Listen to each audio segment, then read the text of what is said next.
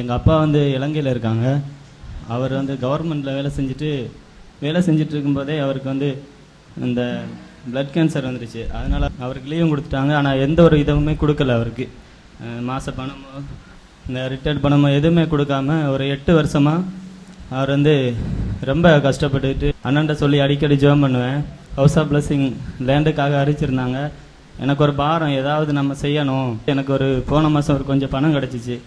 இப்போ நான் என்ன பண்ணேன், அது வந்து அப்படியே நம்ம லேண்டு கொடுத்துரும் அப்படின்னு சொல்லி கொண்டு வந்து கொடுத்தேன். அண்ணன் வாங்க மாட்டேன், நீயே எனக்கு ஒரு பெரிய காணிக்கடா, நான் இல்லைண்ணே நீங்கள் வாங்கித்தான் ஆகணும், இது ஊழியத்துக்காக நான் செய்கிறதுண்ணே.